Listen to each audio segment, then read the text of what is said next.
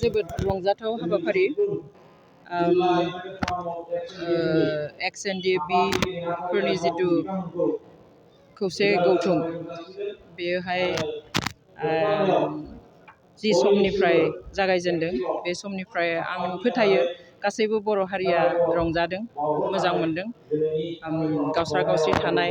माबा माबि जाहोनावहाय गुबुन गुबुन जानानै थानाय बिसोर गासैबो खौसे जादों आरो जिहेतु NDFBनि मावनांगौआ एकर्डआवनो जोबनाय नङा गावसोरनि संबिजित मथे बेवहाय बर' हारिखौ जौगाहोनो थाखाय बर' हारिनि गासैबो मानसिनो समान मोनजानाय मोनलोंनायनि जा साननाय सिमां नुनाय बर' हारिखौ गुबुनजों नायदावजानो लुबैनाय बर' हारिखौ गोजौ थाखोआव दैखांनायनि जा सिमांमोन बेफोरखौ डेम'क्रेटिकेलि दायो मावनायनि हाइ टाइम बेवहाय बेफोरखौ खौसे जानानैसो मावनो हागोन बेवहाय आं आसा खालामो बिथांमोना गासैबो मावलांनो हागोन अफकर्स बिथांमोननि सायावल' गासैबो बिबाना गैया आरो बिथांमोनाल' ज' जाब्लानो बर'आ गासिबखौबो मोनगोन बेबो नङा बेवहाय बिथांमोना ज' जादों इनिशियेट खालामदों रायजो राजाया आं फोथायो गोदोबो जेरैहाय बिथांमोनखौ खस्थ'नि दिनाव बिथांमोन संग्राम खालामनाय समावहाय एसेबां गाज्रि समावबो रायजो राजाया जाबायदि हेफाजाब होदोंमोन अनदोंमोन दाबो बिथांमोनखौ एखेयैनो फोथायो एखेयैनो अनगोन एखेयैनो हेफाजाब होनानै बर' हारिखौ जौगानायाव बयबो हेफाजाब होगोन होननानै आं मिजिं खालामो मोननायाथ' मोनजोबनो हाखाया थेवब्लाबो सेटिसफेक्टरि लेभेलाव माबा मोनसे मोननांगौखौबो दिनै जोङो मोननाय बादि नुवाखिसै दिनै बिथांमोना जिखिनि नागारसारनानैहाय जिखिनि आसा खालामदोंमोन बिथांमोनल' नङा दुलाराय रायजो राजायानो बे थार्ड एकर्डखौ एबा NDFBनि एकर्डनि गेजेरजों माबा मोनसे गेदेर मोननायनि गेदेरद्राय नङाब्लाबो बर' हारिखौ सन्थुस्र' होनो हानायनि माबा मोनसे मोनगोन साननाय बेखौबो जिहेतु मोननाय नुवाखिसै दिनै एकर्डनि उनावहाय 3 बोसोर बारलांबाय थ' बे बोसोरथामनि गेजेराव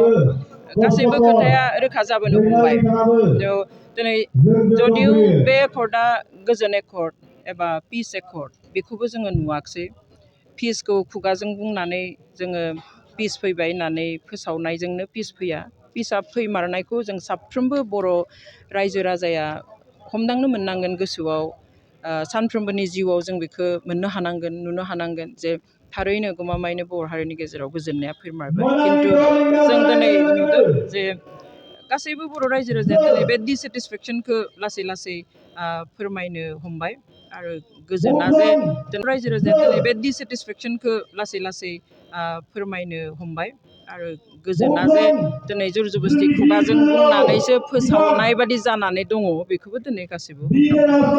लिडारब्लाबो जेरै बेयाव सागान होनाय गासैबो बे जेरावहाय सहि होदों बेफोरखौ स्टाडि खालामनो बयबो स्कप मोनाखै बेथ' आरो अपेन सिक्रेट दा दिनै बयबो मिन्थियो आं सानो एकदम कमन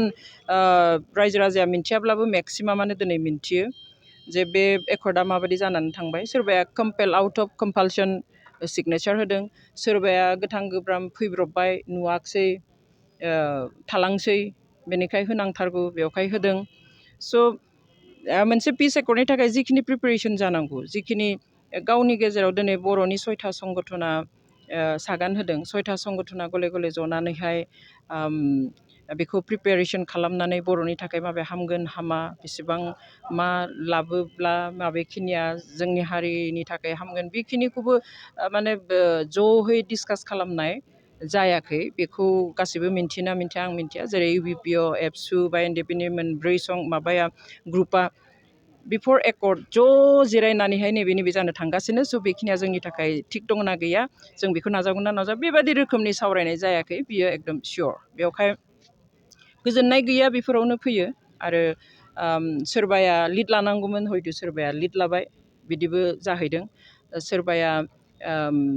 एसे गुबुन रोखोमै प्रेसार होनानै खालामनो गोनां जाबाय जियानो दाजाथों दा डेम'क्रेटिकेलिबो नांनांगोन जिखिनि जायाखै बेखौहाय नांनायनि मालाबाबो जोबनाय गैया स' संग्राम नांनाय बेफोरो सोलिबाय थानाय मोनसे प्रसेस एक्चुवेलि आं मिन्थिनायाव जेब्ला NDFB मोनथाम अब्ला सावरायग्रा ग्रुपआ सफैथ'वाखैमोन आसामावहाय होमब्ला मोनथाम NDFB फाइनेल खालामनानै जितु मेम'रेन्डाम होदोंमोन इन्टारलकिटरनो बिनि 19 नाम्बार दफायाव 19 नम्बर दफायाव क्लियारलि लिरनाय दङमोन जे बे सुक्तिनि गेजेरजों गासैबो all the leaders and cadres of NDFB and within inverted माने माबा ब्रेकेटआव लिरनाय दंमोन जे सोरबाया कनभिक्ट जादोंब्लाबो गासैबो बे एकर्डनि गेजेरजों जेनेरेल एमनेस्टि मोननांगौ आरो जेलनिफ्राय गनांगौ आरो आं मिन्थिनायाव बेखौहाय नाजावनाय जादोंमोन खारन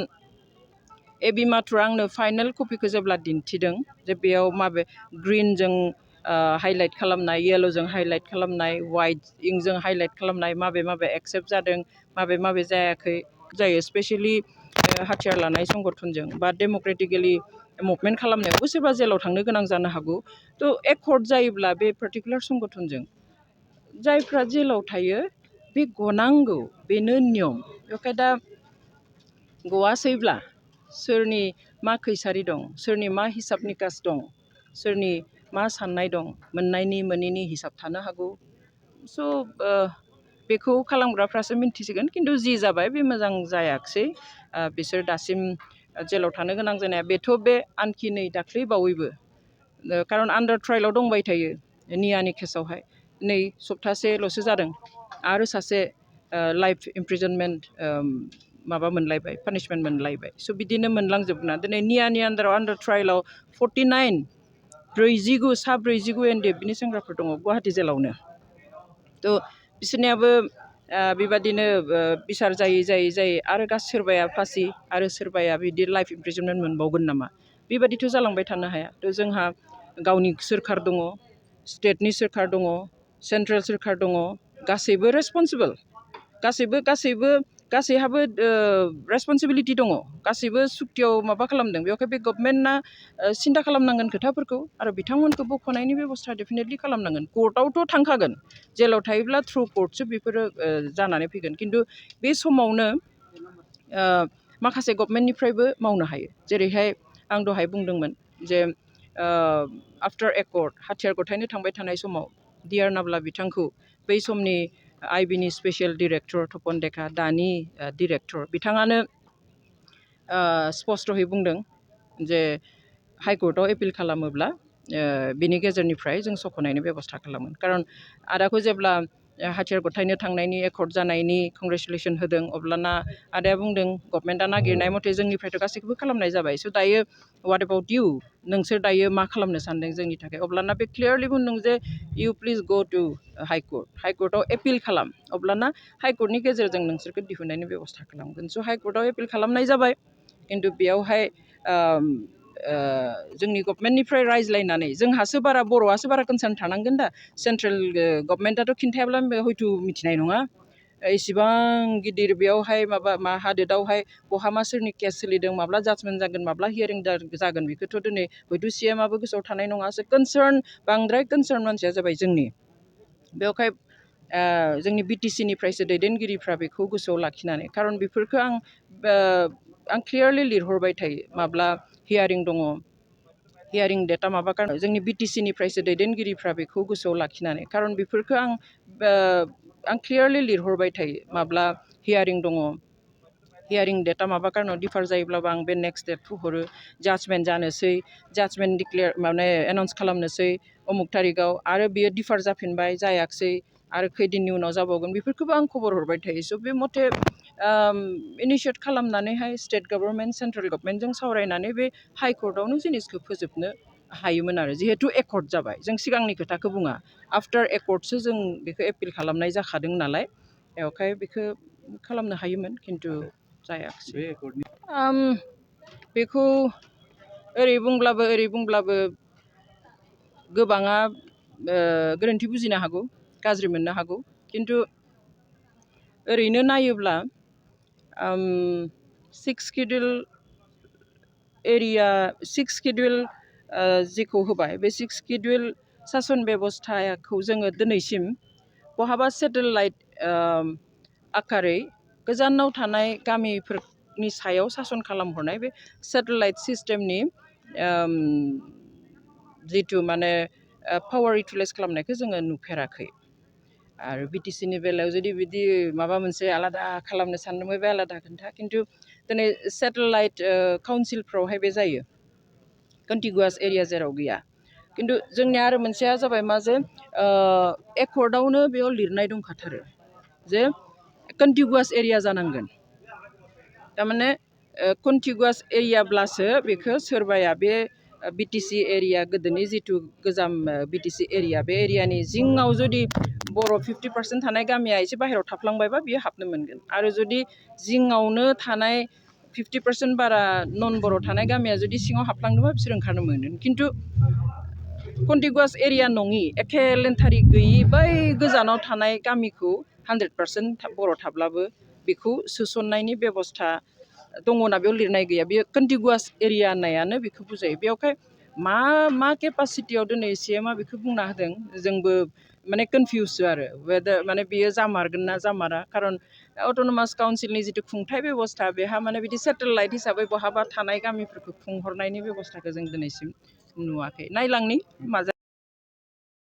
दिनै गासै जोंनि मिडियानि फारसे नोंथांमोनखौ गिबियावनो आं खौसेथि आफाद बारग' एनडिएफबिनि जानानै बरायबाय लोगोसे गासै नायगिरि बिथांमोननिसिमबो सिबिनाय आरो गाहाम हामलायनायखौ बावहरबाय थ' जों दिनै गिबि खेब हिसाबै खौसेथि बारग' एनडिएफबिआ मिट टुगेदार कनभेनसन हिसाबै जों दिनै सनितपुर जिल्लानि सिङाव थानाय खैलाजुलि अनसुमै एमइ एन्ड हाइ स्कुल गेलेग्रा फोथारावहाय जोङो गिदिरै मोनसे मिट टुगेदार कनभेनसन लादों दा बिनि गुबै थांखियानो जाहैबाय जोङो आगोआवहाय जे जोङो एनडिएफबिमोन बे चेप्टारा जोबनानै थांबाय जोङो थांनाय 27 जानुवारि 2020 जे जोंनि गोरोबथा जालांबाय गोरोबथा जालांनायनि उनावहाय जोङो आफादखौ डिजल्भ खालामबाय दिनै डिजल्भ खालामनायनि उनाव जोङो बै चेप्टारखौ दोननानै जों दिनै PRDS बिदि गैयालासेनो जों खौसे गासैबो ज' जानानै मोनसे प्लेटफर्माव थानानै जोङो जोंनि समाज सिबिनाय जोंनि एक्स एनडिएफबिफोरनि जेसेबां गोथां जारिमिन बेफोरखौ जों गासैखौबो मोगथां महराव खालामनानै जोंनि बे गुबै थांखि बेनिखायनो जों दिनै बे जोंनि मिट टुगेदार कनभेनसनखौ जोङो नैबे सनितपुर जिल्लानि सिङाव थानाय अनसुमैयावहाय जों गोबां रायजो राजानि गेजेरावहाय जोङो खुंनाय जादों एक्सुवेलि बेवहाय बुंनो थाङोबा थारैनो जोंहा गभर्नमेन्ट अफ आसामनिफ्राय एपइन्टेड होजाखानाय जोंहा गबिन्द बसुमतारी सार दङ साथाम गबिन्द बसुमतारी सारजों लोगोसे दिपेन बर' बिथां एबसुनि आफादगिरि लोगोसे जोंहा बिटिआरनि इएम रनजित बसुमतारी दङ बिथां साथामखौहाय सरकारनिफ्राय एपइन्टेड हिसाबै होनाय जादों दा बेजोंनो जों दिनै माखासे खामानिफ्रा थालांबावदों बेखौथ' दाबो जाफुंसारनाय जायाखै दा जोङो बेखौनो दाबि दैखांनो होनानै आरो लोगोसे जोंनि माखासे जों आगुनिफ्रायनो जों मोनसे एक्स हिसाबै जों दिनै दासिमबो दङ दा एक्स हिसाबै माखासे समाजनि हाबाफारि मावनो हानाय बायदि माखासे गोहो बोलोफोरा दासिमबो जोंहाबो दङ मानो होननानै बुङोबा दिनै ड्राग्सजोंनो जोंनि समाजफोरा जेबायदि गाज्रि जालांनो हमदों बै समावहाय जोंखौहाय एनडिएफबि होननानै बुङोबा सारा जोंनि बड'लेण्डजों लोगोसे गासै आसामावनो मिथिसारनाय बुहुमावनो मोनथिसार जानाय दिनैबो गासै आसामावनो मिथिसारनाय बुहुमावनो मोनथिसार जानाय दिनैबो जों जुदि बेफोरबायदि समाज बेरेखा हाबा मावनायावहाय जों जुदि एसेसो खामानि मावलांफायोबा हयथ' समाजफोरा मोजाङाव एबा गाहामाव फैगोन होननानै जों बेखौ मिजिंथिहरदों एक्सटेनसन हिसाबैथ' बेबायदि जेबो गैया एक्सटेनसन होननानै बुङोबा दिनै माखौ फोरमायगोन जोंनि इमप्लिमेन्टेसन हिसाबै जे जोंहा रिहेबिलिटेसन दङ लोगोसे एक्स ग्रेसिया दङ आरो मेनआ जाहैबाय जोंहा केस जे हिनियास एन्ड नन हाइनियास केस दङ दिनै बेफोरो गासैबो जाफुंसारजोबाखै दिनै नन हाइनास केसखौ माखासेखौहाय उइथड्र खालामनाय जाबाय 236 जोंनि सोद्रोमाफोरखौ केस उइथड्र खालामनाय जाबाय नाथाय दासिमबो हाइनास केसखौहाय खालामनाय जायाखै दा बेखौ सालिजारि खालामनानै माब्लासिमाव मा खालामगोन बेखौ बुंस'नो हाया, नाथाय जों दिनै खौसेथि आफाद बारग' NDB हिसाबै जों अरायसम जों हिरेनाथ सारजोंबो रायलायो, जों बिथांजोंबो सावरायो, सावरायनायनि गेजेरजों जोङो अरायसम बुंबोयो जाहाथे दिनै केसफोरनि थाखायनो सामन फैनायनि थाखायनो माखासे जोंहा बारग' सोद्रोमाफोरा दिनै गाव गावनि जिउखौ खोमानो गोनां जादों। बेफोरबायदि माखासे हाबाफारिनिफ्राय एबा केस वारेन्ट फैनायनिफ्राय गोजानाव थानो हायोब्ला जोंनि एक्स NDBफोरा थारैनो बेफोरबायदि सम्मुखिन जानाय नङा होननानै आं सानो। नोंथाङा मोजां सोंथिखौनो सोंदों। नोंगौ, थारैनो जोंबो मिजिंथिदोंमोन नैबे थामथि जे गोरोबथा, बिथाङानो जिहेथु प्राइम सिगनेटरिस गायसनगिरि जोंनि NDABनि बिथाङानो मुरब्बी हिसाबै गायसनगिरि सागानगिरि DR नाब्ला सारानो। दा जों बयबो आसा खालामदोंमोन बे सागाननि गेजेरजोंनो बिथांजों लोगोसे जोंनि जोबथेसालियाव थानाय गासै जोंनि बारग' NDBफोरा गासैबो रेहाय मोनगोन होननानै। नाथाय दिनै फैयै फैयै नुफैबाय बियो दिनै मोनसेबो खामानि जाफैयाखिसै। दिनै ल'फोरा ल'नि बायदियै बिजिरनानै मोनसेनि उनाव मोनसे, मोनसेनि उनाव मोनसे, सासेनि उनाव सासे बेबायदि जाबसिनलांबाय थानायखौ जों नुनो मोन्दों। थ' थारैनो दिनै इउनाइटेड फराम अफ एक्स NDBनि जानानै जोङो दाबि दैखाङो आरो एपिल खालामो government of Assam and government of इन्डियाखौ दिनै सुप्रिम कर्टनि गेजेरजों दिनै रन्जन दैमारि सारनिखौहाय जाहाथे रेहाय होयो, जों बेखौनो एपिल खालामो। मोनसे गोजोनथाव खौरां। क'क्राझार बिसमुरिनि सिखोनाजाहार बाथौ आश्रम फरायसालिया 2023-24 बोसोरनि थाखाय गोदानै मुं थिसननाया दासान्दि सोलिगासिनो। सिखोनाजाहार बाथौ आश्रम फरायसालियाव दायो KG 1 निफ्राय क्लास 9 थाखोनि गोदानै मुं थिसननायनि आरज बिलाइखौ हरगासिनो। बे फरायसालियाव गुनगोनां सोलोंथाइ होनायजों लोगोसे फरायसा आरो दिथागिरिफोरनि थाखाय जुनिया खाबुफोर दं। खाबुफोरानो जादों बे फरायसालियाव जायफोर गार्जेना सानै गथ'नि मुं थिसनगोन बिसोरनि सासेया मासुलखौ रेहाय मोनगोन। बेनि अनगायैबो हौवासा हिन्जावसानि थाखाय बे फरायसालियाव आलादा हस्टेल आरो इंराजि रायज्लायनाय थाखोनि खाबु दं। बेजों लोगोसेयैनो इंराजि, सानखान्थि आरो बिगियान आयदानि थाखाय उफ्रायै कचिं होनाय आरो बे फरायसालियाव बिमा रावखौ बिथा खालामनानै बां रावारि सोलोंथाइबो होनाय जायो। नोंथांमोना बे फरायसालियाव मुं थिसन्नोब्ला नैबे मबाइल नम्बर 9678235771 आव नङाब्ला फरायसालियाव थांनानै खौरां लाहैनो हागोन।